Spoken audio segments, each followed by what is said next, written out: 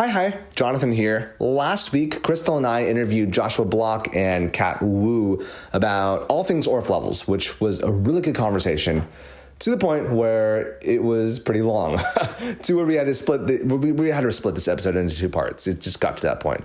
So if you have not listened to part one, do pause this episode, jump back to last week's episode 117. It gives some context in what we talk about in this episode 118. But if you have listened to last week's episode, then great. You're in for a treat. Go grab yourself a treat, and we hope you enjoy this episode of Welcome to Chaotic Harmony. My name is John. This is Crystal. We talk about the joys and the challenges of teaching music in the elementary school classroom. We share struggles, we brainstorm solutions. And we would love to have you join us. Have you, Joshua, noticed any big shifts in the overall climate of your levels courses since COVID? Definitely smaller, harder to get numbers together. Yeah. And in that was her water bottle. her water bottle also. I tried to back away from the microphone, but here's what it sounds like. Like and subscribe for more content. All right, so here's what my LaCroix sounds like. So what this can we podcast do, is y'all? not sponsored by LaCroix. Yet. Hard yet. Stay positive, folks. I found, some teachers got used to online professional development, which, in my opinion, is not great, especially with the Orff approach, because so much of what we do is collaborative, and it is hard to collaborate with people, especially musically, online. And, you can't touch anybody, you can't feel weight, you can't, it's hard to, play in time or anything like that, Yeah. To our listeners, Kat is just being a butt. It's just not that, I did some wonderful workshops online during the pandemic, and it was kind of torturous sometimes. And you're like, I just want to be there. I want to be able to play. It's hard. With somebody. I want to be able to do question and answer, those things. And it's like you question, and then there's an answer, or they overlap, and, So I feel like there's certain things that online is wonderful for them, but making music together is not one of them. Yeah. Do you feel like you're? We tried though. We tried so hard. Yeah. Do you feel like the adult students that you work with, do you feel like you've seen an effect on how they engage with their new Orff process? Like their learning of what the unlearning, as I mentioned earlier. Do you think it's different now that they've been touched by the COVID or like that era? I feel like mainly the difference is the issues that they have with students. There's a lot more exhaustion. There's a lot more like, oh my gosh, what do I do with these kids? And I think Orff has a lot of answers for that. Kids were so deprived of social interaction, and so much of what we do in Orff is social. So they're starting to learn, how do I take somebody else's idea and, maybe combine my idea with them instead of just having my idea as the only idea. How do I, work in a group of 3 or 4 other humans who maybe have different ideas? How do we, find something that works for all of us? Which is such important skills for us as humans, for us as a society, for us as a country. Yes. That is lacking. And, I feel if everybody in the world took Orff Levels, it would, be a better, happier place, and music would be better, and life would be better. Yeah. I tend to agree with that. But music is such a very special art form, because it is not only a form of very personal self-expression, but it is a very collaborative, community building place to be, which is so funny because it's like I am bearing my soul in a group, and it is. It's so funny in that respect, and that is what makes it so difficult to do online, because you can express yourself online like if you're listening out there.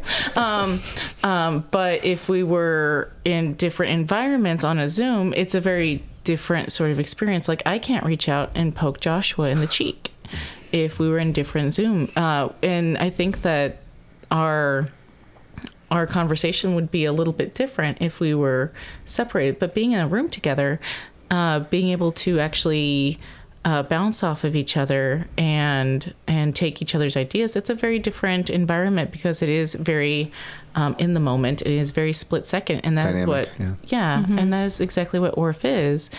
And it's taking all of these ideas and putting them together and ripping them apart and then putting them together this way and trying, what if we like turn it upside down and try it like that? And it doesn't happen in that kind of time. You got to find your unmute button on your computer, or, you got to mute somebody who is eating chips or something. And it takes your full attention. It really does. You can't be trying to multitask. You have to be all in. And it's so weird because as an elementary teacher, you're incredibly exhausted teaching music, not because of the physicality required, but because of the mental energy that you expel in being in the moment for all of this. I know a lot of general classroom teachers are tired, but they get time to, hey, you guys silently read while I'm going to do grading and everything. So they have students in the room, but they're doing something separate. But music teachers in elementary settings, we don't do that. We are on. The students are in our classroom, and we are on from the moment that they walk in to the moment that they leave. So that energy is all for the kids. It's exhausting. It is exhausting. And you don't, and being online is a different kind of exhausting because you send that energy out into the void and it never comes back to you in someone else. So like being in Orff and being in a movement piece, you get to move with somebody and collaborate with them in that way, and you get that energy back. I feel like taking another level as well, this form of like digital music, which I love, but also there is this lag essentially. There's this, or rather, should I say, there is this facade of that the final product is the key thing. When people listen to recorded music, it's the final product. They don't see that collaborative element. They don't see the producer saying, "Hey, you should be doing this." They don't see the other musicians working together. It's just play on Spotify.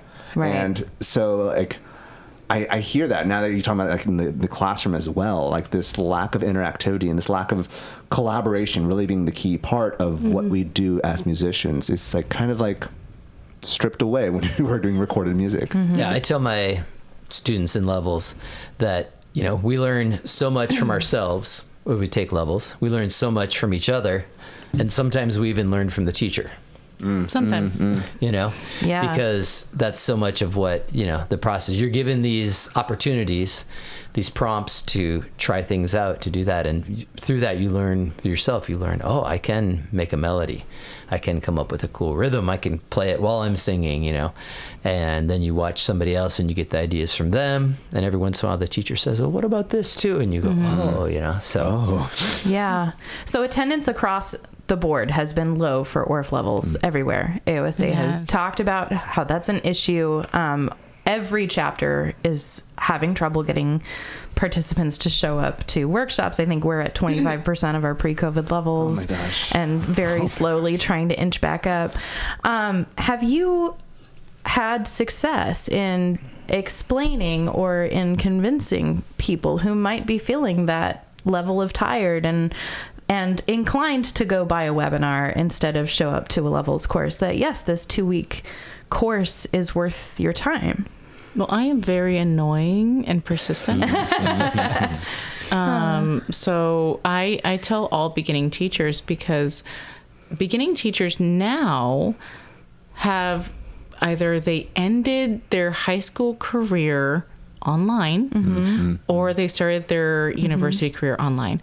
And so if you if you have less than 5 years, which is what is usually considered to be a beginning teacher, you have spent a portion of that time online. And the COVID years is kind of like dog years at this point. And so if you have been online, especially at the end of your university career, you didn't have your student teaching experience was lacking. So you became a teacher, but you didn't get the full experience of actually teaching music. And so there is that lack as well for beginning teachers. And I feel like they really need that. And when you also think about the undergraduate experience, how long is your elementary methods class? Oh yeah, it's a joke. One semester. One semester for me too. Right. And that's not enough. And it's just simply not enough. Even a 2-week course in Orff, in my opinion, better prepares you than a semester-long elementary methods class. Yeah, I would agree with that. Yeah. And I would say talk to somebody who's taken their level 1, their level 2, their level 3, and I think they will be a great advertisement for the fact that not only they come up with a wide variety of materials, but they know what to do with those materials they have. And they also have this eye-opening experience of, I can look at a song and I can make an orchestration. I can come up with a way to make a rondo. I can figure out how to have my students do an introduction. They can make ostinatos to go with this. It's, you can take one little piece and you can do so much with it. And without taking your Orff Levels, I don't know many people that know how to do can those do things. that. Yeah, because you look at a resource book, which is honestly, there's some fabulous resource books out there. You look at a resource book and you think to yourself, oh, that's a really great song. I can, I want this song in my classroom. But when you have that Orff training, you can look at a children's literature book and you can find something to do with that children's literature book. You can look at a puppet and all of a sudden it is a possibility now instead of just merely a puppet. And that is a difference between somebody that has never had the training versus an Orff teacher who has experienced not just level 1, but because that just puts your toe in the door of the possibilities. But really, you get more into that in level 2 and in level 3. Yeah, and I've talked to teachers they've gone to workshops pretty regularly, and they've learned wonderful things. But when you take your levels, you can figure out how to put it all together and what does it all mean. So it's not just a bunch of activities. It's like, okay, now I can create the activities. Exactly. It's not a collection of activities. It is a possibility for like a unit or a performance or a different experience. And so it's not just sheet music printed on a page. For me, that's what my Orff Levels did, is it took me from trying to find ideas from external sources and instead being my own creator. Yes. Now I can take anything and I could plan an entire year off of one storybook. We're learning about rainbows this year, and find every song about rainbows, and we're going to be rainbows with our shapes, and we're going to play with colors, and those colors are going to be rhythmic building blocks, and it just kind of all unfurls from there. It's just, that's why it's not a method. It is a process, because you're given this beautiful roadmap, and it's not even straight. It's kind of like a Russian nesting doll.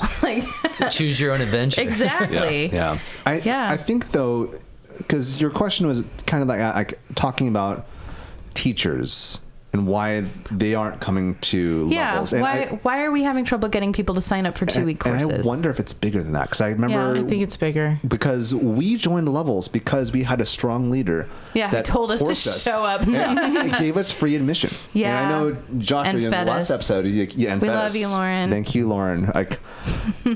Josh, you as well, where was it you or was it Betsy? I forget. One of you mentioned in episode 94, which you all should listen to, by the way, mentioned that... Shameless plug about your own podcast that you listen to. We can say what we want.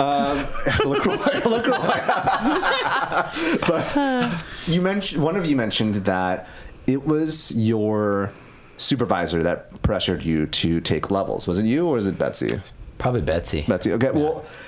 That above pressure forced us and encouraged us to do something we didn't think was going to be I'm honest to God, I would not have taken levels if it was not for the fact that my leader told me you should do this and it's free. And so, okay, sure, I'll spend 2 weeks of my 6-week summer to do this. And it was, lo and behold, worth it. But without that higher support, I wonder if that's happening across the board, across the United States. There is not as strong support from the ups Well, to that's push their kid. Yeah, their that makes students. a lot of sense. That's a factor, but it's also like we had federal money, and now we no longer have that federal money. 100%. And that federal money is being reallocated away from professional development for fine arts teachers, from visual and performing arts teachers, to other things. And so money thing that is a factor. 100%. And the money is what drives the support, because if you have the money, then you can support that. Yes. Another thing that we talked about is online professional development. Is if you don't know what it's like to be in the room, then you don't know what you're missing. Yep.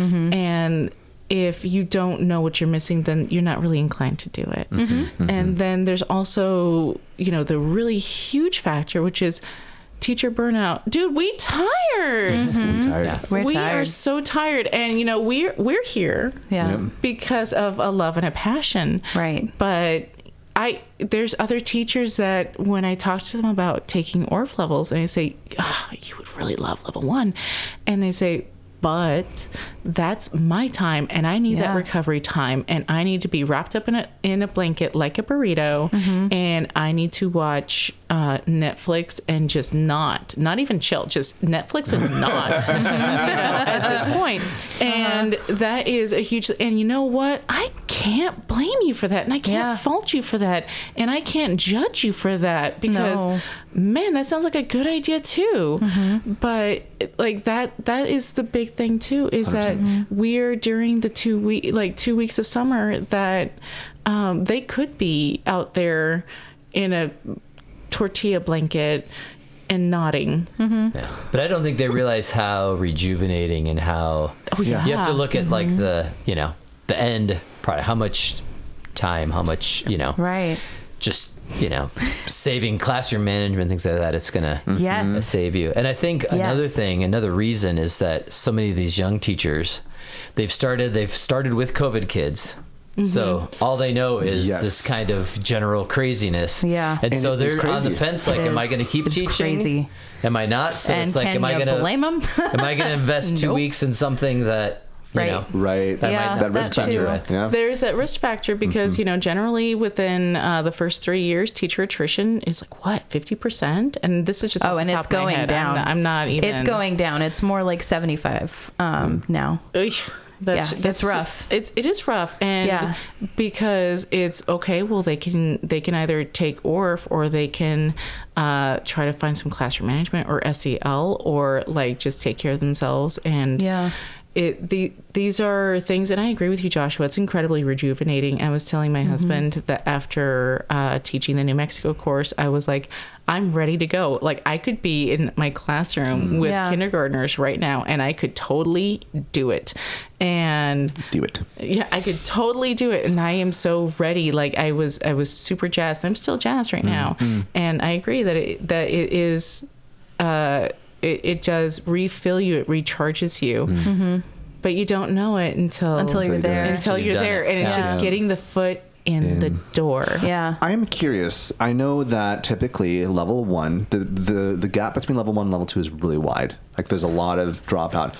Now that there's like lower levels in general, like do we? I don't know if you know the numbers, but at least anecdotally, do you know if it's as wide of a gap? Do you feel like those going from level 1 to level 2 post COVID is as big of a loss? There is a very large attrition going from level 1 to level 2, and that's what a lot of course directors have stated. I mean, you know this. Yes.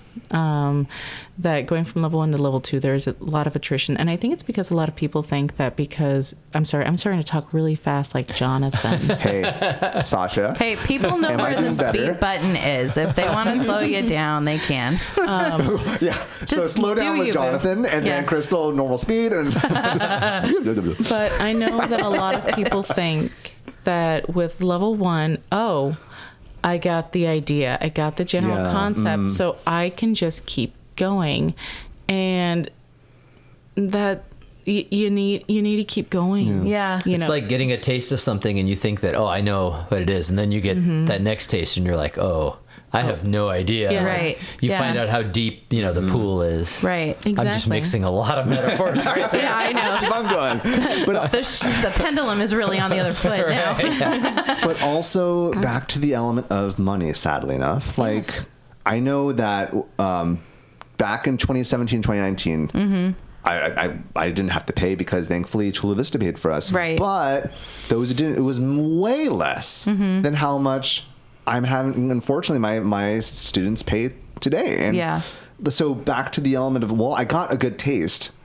I think I can survive off this for now, and, and then because otherwise I pay X amount of money, which is a lot of money. Or you could apply for scholarships through AOSA or the American Center for Elemental Music and Movement. Yes, I mean there's scholarships everywhere, but again, that's more work. It is more work. And I'm It's not that much work for ASIM. Check us out, ASIM.org. but you should definitely putting in the work to get that money. But if your district is not paying for you, it is hard. Yep. Yeah. And honestly, I am a mother of 2 very young children, and if you have kids, if you are taking care of your parents, it is really hard to uproot because our courses are not everywhere. It's hard to uproot. Sure. It's hard to commute and go to somewhere else for this amount of time and then do the homework at night. And that's a difficulty of being a parent or being a family member that is helping other people. And that's another issue as well. That's a whole other can of pendulums on your feet. We've kind of we've talked about a lot of these different challenges that are facing levels. So where do you see professional development going? And it could be Orff professional development or not. But what do you think what kind of answers do you think we're going to be finding in the next few years? I think we should take over the world. I absolutely have been saying that for the entirety of this podcast. I know there's some courses that have a couple courses that have the levels throughout the year. Yeah. So Yeah. say you go. I know New York did that. 10, New York does that. Yeah. Several. So it's more days. It's not 10 days, but it's, you go in the afternoon through the evening. And then one of the positives of that is you get to apply those things and then come back, a couple weeks later, the new thing. Something maybe, I know some courses or some districts have supported courses. Somebody was telling me today that they're in the Inland County chapter in California, a little farther north, and they offer the district can pay like $500, and any music teacher from the district can go to all the workshops for the season. Yeah. Because I was in a small district. And there was no music professional development. Yeah. I became the music professional development out of the goodness of my heart because, I said, hey, how about if we play some instruments, like sing some songs, do some dances? And we started doing it and they were like, oh, this is so much fun. And, because our district they put us in a PLC and, Professional learning community. yeah, we would sit around talking about some stuff and complaining about stuff, but we weren't Complaining always actually happens. making music and, getting ideas. So Yeah. Yeah. And they don't understand that we really do need something completely different than other teachers. Yeah.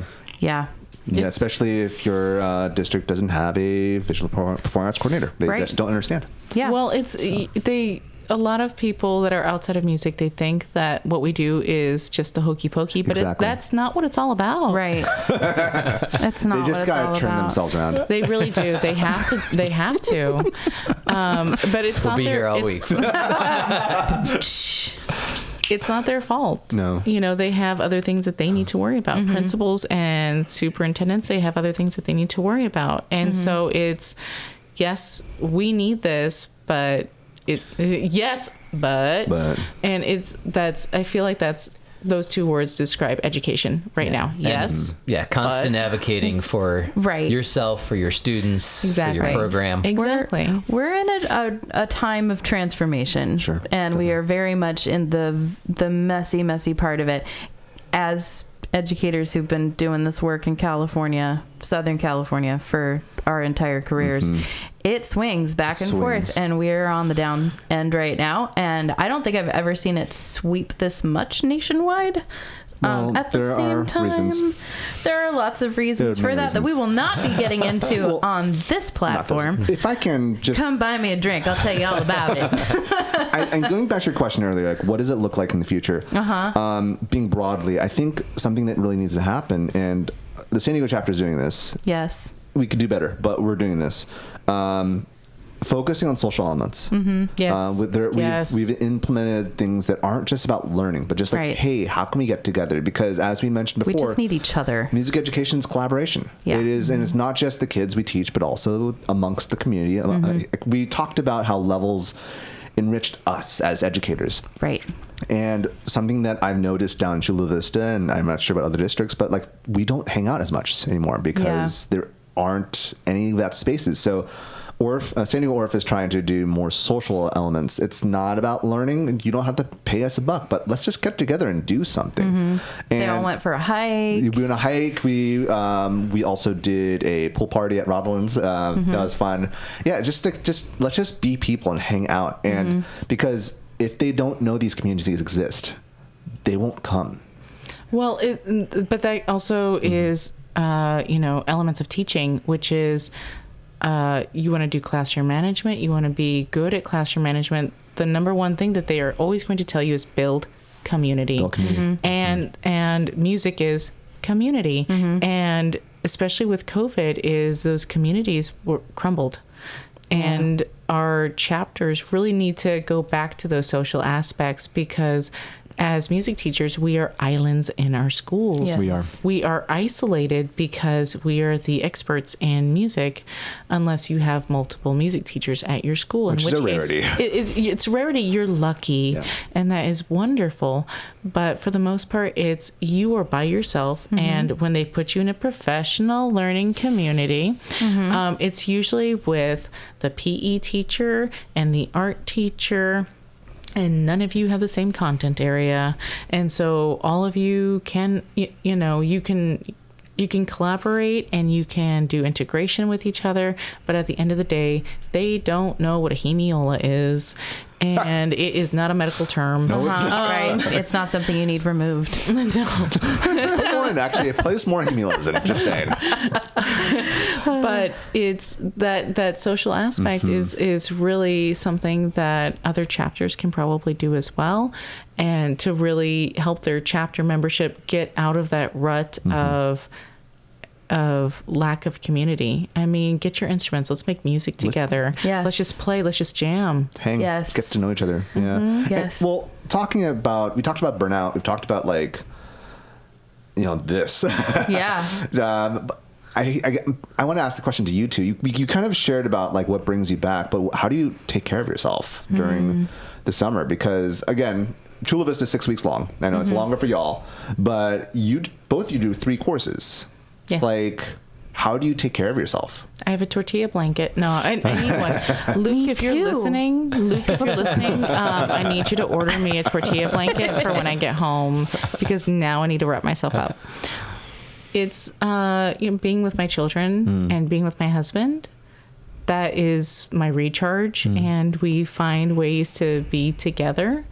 And I am kind of a homebody. I just, let's just hang out at home, or let's go to the park, or as long as, I have those people with me, I'm good. I have friends. We go to karaoke, or we hang out, and we do those things too. We're people, or play in community bands. Cool. One of the nice things about teaching in Albuquerque and San Diego is you can go outside during the summer. Yes, you can. So hiking, going to the ocean, just being out in nature, like, you can only stay inside for so long before you start to go stir crazy, whether that's, Yes. in the north and during the winter, or, in the south in the summer. So take your tortilla blanket outside. Yeah. Yeah. Solutions. Lay in a hammock, listen to the birds. Yes. One of the things I started doing during COVID, which, then became like, oh, we have to do this all the time, is playing recorder outside. And it's, Your neighbors must love you. at school. And just the fact that kids are outside and they're like, oh, we're playing recorder and the birds are singing back to us. It's like this, mind boggling. Just that connection with nature is great. had a meeting with my the head of school at my school, and I kind of went through the things I'm doing this summer, because I would teach New Mexico, ASU, San Diego back to back, and then I go over to China and do workshops there. She's like, well, I hope you get a break, but it's like all of that, you get so many fresh ideas, you're so ready to come back. Yeah. And I'm kind of a, workaholic, so it's like Takes a little bit of that sometimes. I feel that. Yeah. Yeah, and honestly, if I found that if I'm not playing in a community band, if I'm not creating music on my primary instrument, which is bass clarinet, I'm not happy. Like that's my therapy, is playing my bass clarinet. I need to make music because we got into it for some reason, and it usually is because we enjoy creating music With others. So for me, being in a community band is an outlet, and I can only do that during the school year. I can't do it over the summer because of other commitments, such as being in San Diego. It's a hard life. It's horrible. It's sweltering. It's sweltering here. And then after 81 degrees. I know.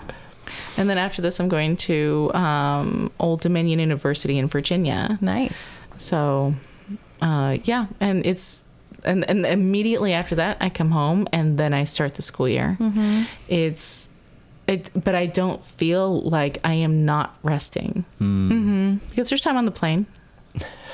Yeah. And the thing is, like when Kat's teaching and I'm not grading homework, I jump in there and start playing, and then you're like, okay, this get is out of here, why Joshua. it's so much fun, Yeah. And, just playing a little part or coming up with an idea, and, that gives you that energy back. So speaking of that energy, I want to end with, what is one aha moment you saw somebody have, or a shiny moment, or give me a story from Chula Vista. On me. Aha.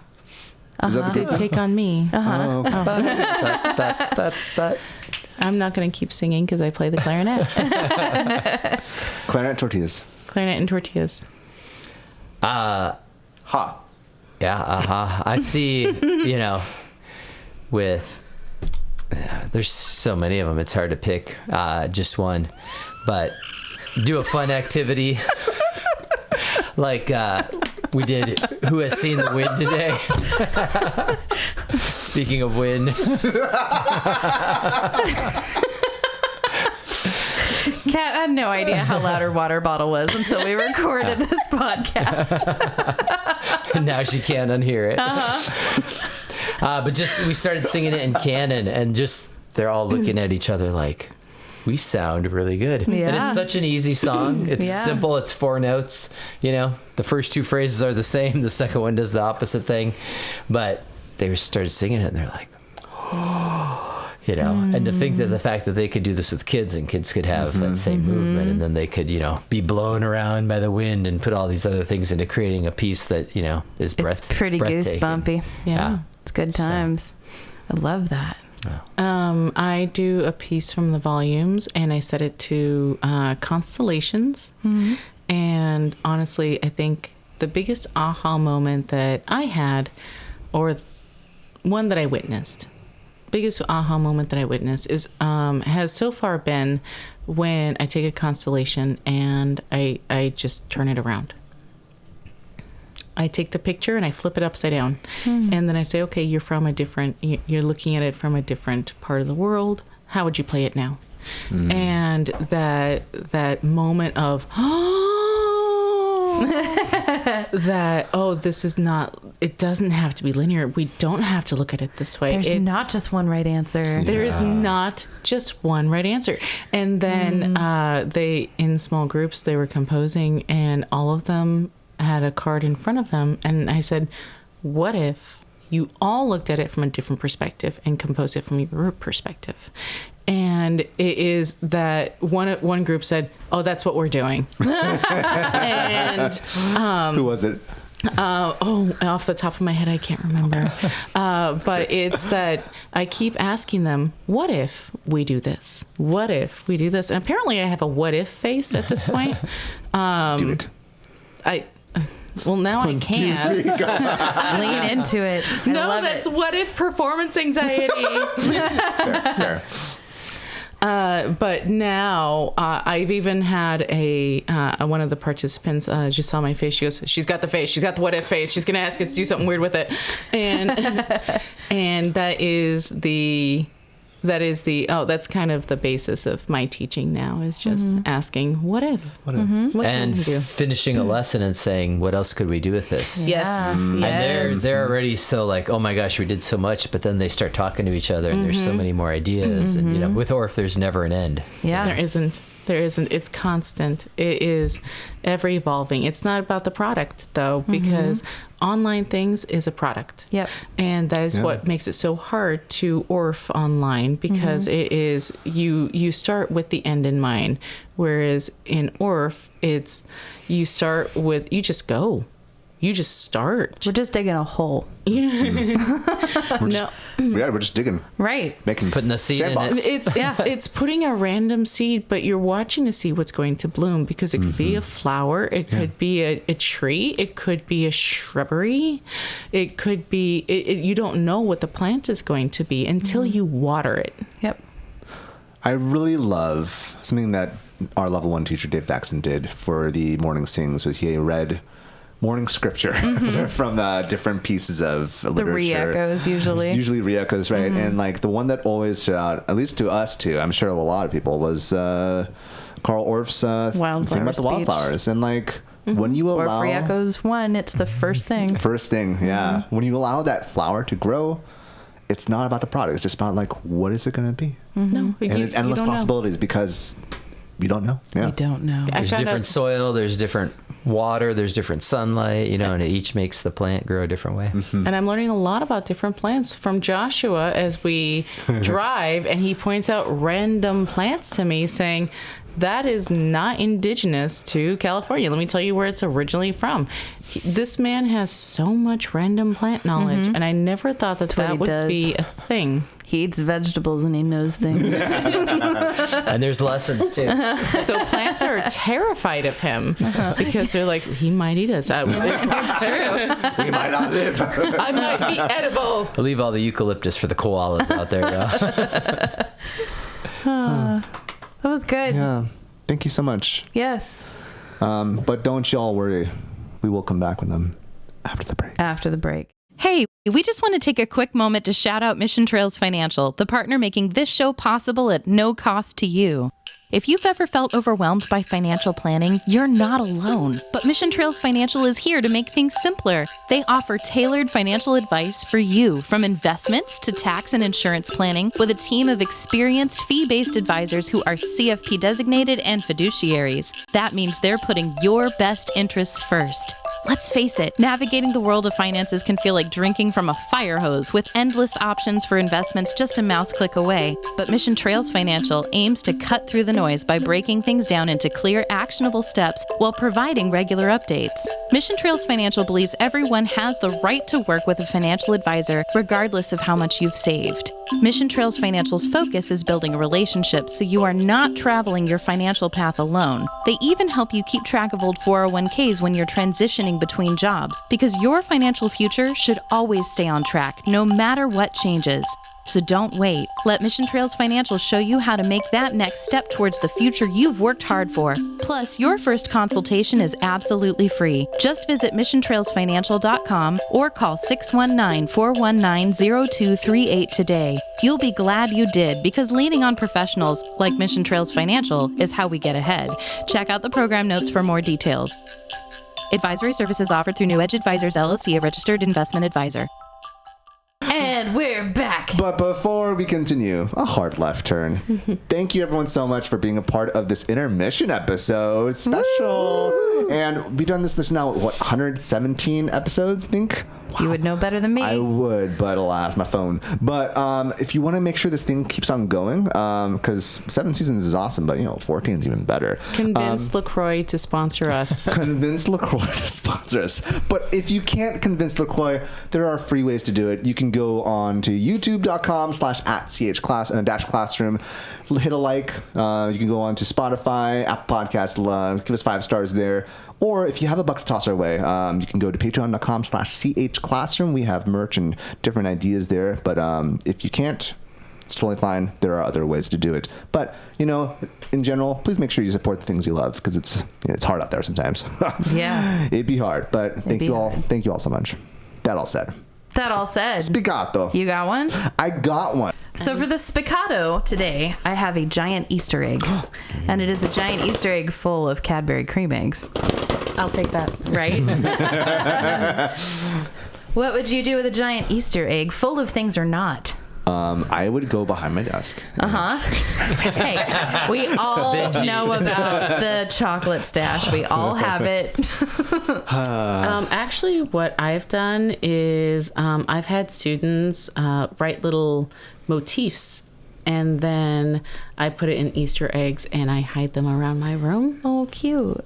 And that's just kind of a springboard for composition. Okay. Another thing that you can do is the weird thing that I cannot open this. By the way, I don't think this is a massive egg. By the way, is to our very listeners, large. this is a massive egg. It's like 10 inches tall. There's a lot of 8 hands inches that could fit on that egg. But a weird thing that I have to give it a hug to open it. is the fortunes from Fortune cookies. Mm-hmm. I really love those. And I love fortunes from Fortune cookies. And adding in bed at the end of them. The fortunes. Oh. You don't do that? No. Yeah. Oh. Yeah. It's funny. Come on, everybody But knows now- that I mean, game. it took me a while, actually. I wasn't until like 32. That took me a second. Oh, 32 years old? Yes. Oh, that was okay. 2 years ago. Before you learned. Recently. About that thing. It's recent. But putting those in the eggs and then hiding those, and then when students open them, they look at what's written on the fortune, and if it's a positive thing, they're all positive. Then they can create a little speech piece with it, little drama, maybe a sound carpet to go along with it. There's a lot of possibilities that you can do with the different things that you can put in Easter eggs. And who doesn't love an egg hunt? Yeah. Yeah. Probably the chickens. That's true, actually. Yeah. It's a fact. You could fill it with different objects, different sizes, beans, rice. And it's a make hat. a shaker. It's a hat. Everybody loves an egg shaker. Yes. Today we had Prince Jonathan. Yes, we did. And we made a crown for him out of something that wasn't really a crown. Excellent. And a robe. I think the Humpty Dumpty sat on the wall. Yes. Great rhyme. But it's never explicitly stated. I lost my hat. Why is he an egg? Never explicitly stated that he is an egg. I think it was just illustrated as an egg in the first edition when we've all accepted it. Yeah. It's on the other side. And you can't. Have you ever tried to put an worry egg about it. together? I have not. So like that, you could take, a melody, a rhythm, take it apart, put it together a different way, since, you can't put it together again. I thought you were going to explain how you put an egg back together. Yeah, same. I was ready. really waiting My for body it. was ready. I was waiting for Yeah. this. Yeah. Now you just talk about music stuff. Like, Gross. It's just a normal Saturday in the Block household. Well, it's also, I think about what my 3-year-old would say, and she always says, "What is this?" Mm-hmm. Sometimes, "What's this? What's this?" And even though she knows what the answer is, she wants me to tell her what the answer is. So, "What's this? What's this?" And so now I just look at everything and I go, "What's this?" And it was a hat. I lost my hat. Yeah. And I'm sad. There is a book. You could also That's an kinda excellent book. It's an excellent book. I love that book. going with that is, have the thing closed, which we can't do anymore because we lost part of it, and just ask the kids, what do you think's inside? And they have to tell you what do they think is inside, You can have one, Cat. It's okay. You could take we a can Cadbury all- cream. And then, So say we all. so it's a great I'm little good. singing I don't need one. exploration. But do you want one? No, I don't need one. I'm good. Want versus need. I hear you. Yeah. I got Or we could play spin the egg and like. Make it really weird. That's no. Yeah. That's a line. There are lines we I don't didn't see cross, what's gonna happen. Jonathan. No, I mean, okay, actually, for real, we can play spin the egg, and whoever it lands on, there's something that they have to do, kind of thing. So, being Yeah, the I clean know version. what we had to do. Joshua's eating the egg. Yeah. The full experience. The Cadbury cream. And so, Get the ideas since he's got a flowing. mouthful of chocolate, let's sing a song. Round of the week. Our round of the week is suggested by Kat, Woo. who has a story. I don't want to tell the story. You don't have to tell the story. But there is a story. There is a story. There Okay, is a starting story. over.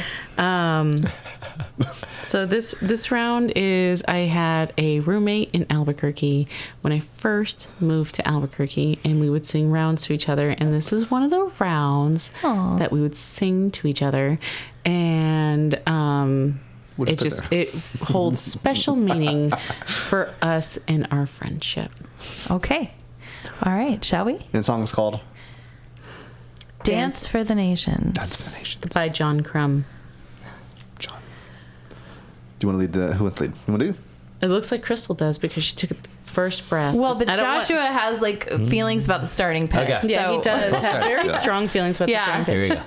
Round and round we turn, we hold each other's hands and weave ourselves in a circle. The time is gone, the dance goes on.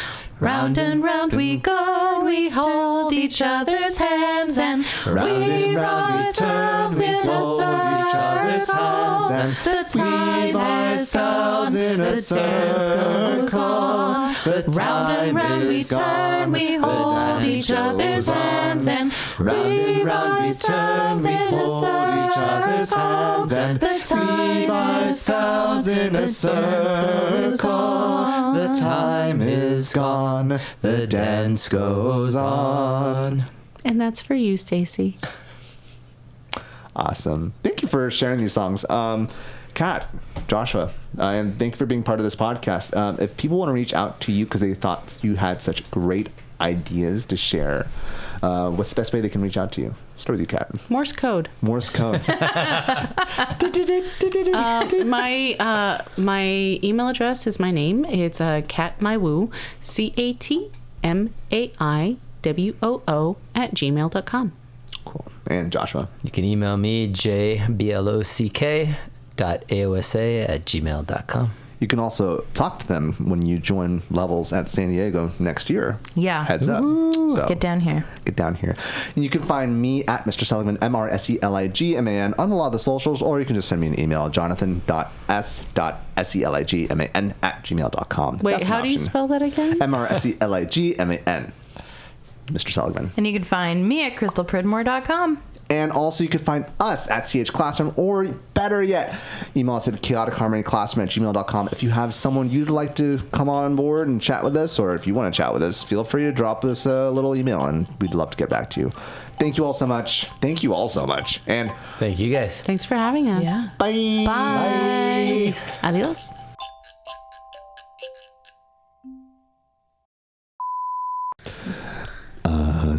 Welcome to Chaotic Harmony. This is Late Nights with Jonathan. Just keep taking over from there. Do you have a script? We don't have a script. No.